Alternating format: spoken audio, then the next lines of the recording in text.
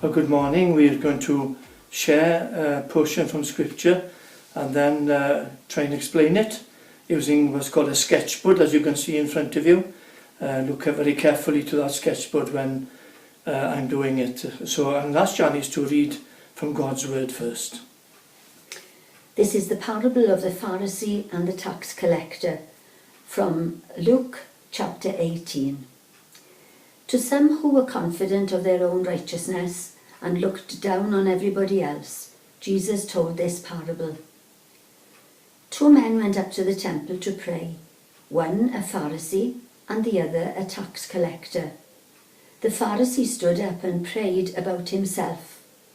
God, I thank you that I am not like other men, robbers, evildoers, adulterers, or even like this tax collector. I fast twice a week and give 1/10 of all I get. But the tax collector stood at a distance. He wouldn't even look up to heaven, but beat his breast and said, God, have mercy on me, a sinner. I tell you that this man, rather than the other, went home justified before God. For everyone who exalts himself will be humbled, and he who humbles himself will be exalted. Well, there's a story there about 2 people. I read another story this morning about 2 people. I'll read it out to you, as an introduction. A Texas farmer was talking with a farmer from Oklahoma. Nothing to do with Anna, of course. How big is your farm? Asked the Texan. Oh, it's big, replied the man from Oklahoma. Better than 1,000 acres. Not to be outdone, the Texan replied, let me tell you, I can get into my pickup at sunup, head west, and by sundown I'm still on my land. The Oklahoma man thought for a moment and said, you know, I had a pickup like that once. That's supposed to be funny. Well, it's a story about 2 people, and I want to do on the sketchboard the story about 2 people. Now these 2 people are in the Bible, and as you can see, one is on the left hand side, the other is on the right hand side. Now the one on the left hand side said this to God.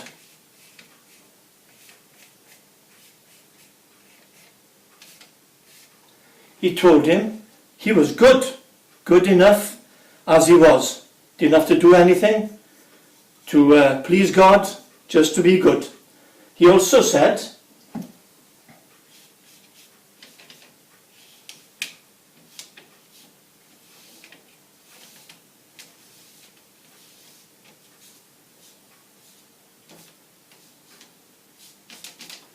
that he was better than other people.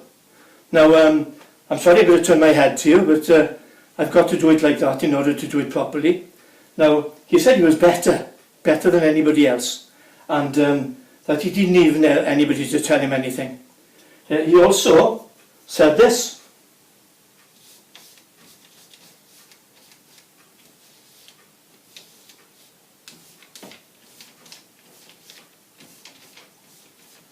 That he gave a lot of his money away, thinking that would please God. I give this, I give that, I do this, I do that. So far he said, I'm good, I'm better, I give. And he also said this. I thought it anyway. If you look at the words and maybe you can work them out before I finish them.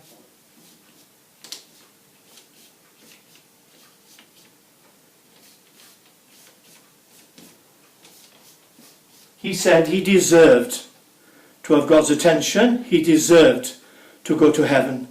So there we are. That's one man. We can see him there, puffing his chest out.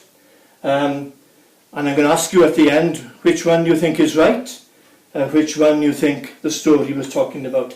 Now the other man, as you can see in the diagram, is bending down before the cross. Now he said these things.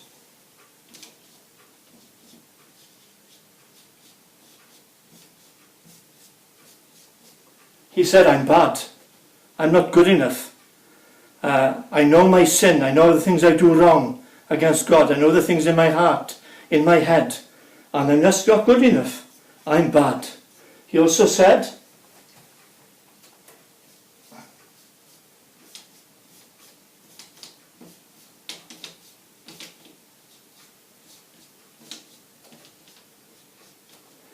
I'm worse than other people.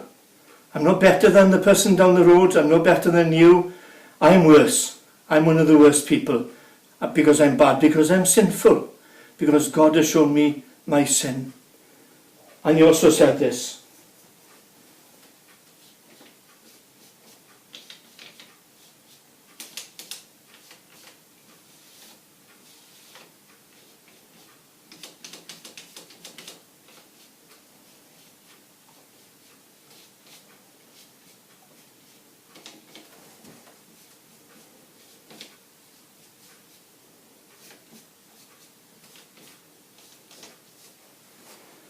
I don't deserve to go to heaven. So let's look at that very quickly. Two people, like those two, the Texan and the man from Oklahoma. One was boasting, the other one was a bit more humble than him. Well, these two, this man is religious.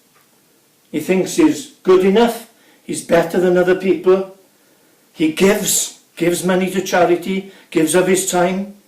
And he thinks he deserves to go to heaven because of those things. The other man knew he was bad. He knew that he had bad thoughts, lost his temper, maybe told lies, did all kinds of things that God wouldn't be happy about. That's why he said that he was worse than other people. I'm a bad person. I don't deserve to go to heaven. Now, two people. What does God think of these two people? Well, the first thing God says to this man is no. Those things don't make you right with God. There are lots of good people about. There are lots of people better than you and me about. Lots of people give lots of money away. Lots of people think they deserve to go to heaven because they're good, because they do these things. And God says, no, that's not the way. What about this man? What does God think of him?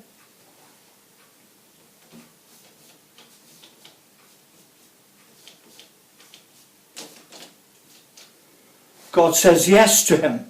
Now, why does God say yes to him?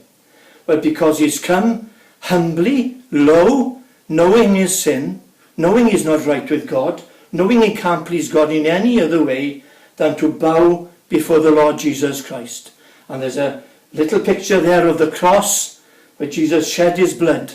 And he accepts people like that man because he's willing to admit he's not good enough and that he needs God. Well, what about you? Which one are you? I hope you don't think you're good and better and that you give... Yes, some of these things are okay. I hope you don't think you deserve to go to heaven the way you are. And this man, that's typical of everybody that's become a Christian. He's someone who has said to God, I'm not good enough, God. I need Jesus. I need to ask Jesus to forgive me my sin. I don't deserve to go to heaven because of all the things I've done wrong against you. And God says to him, yes, you can come because you've bowed the knee. You've asked Jesus into your life. And Jesus' blood, Jesus' death on the cross has paid for the price for your sin. All these things that you've done, all the things that made you bad, all the things that made you worse, all the things that showed you that you don't deserve to be with me.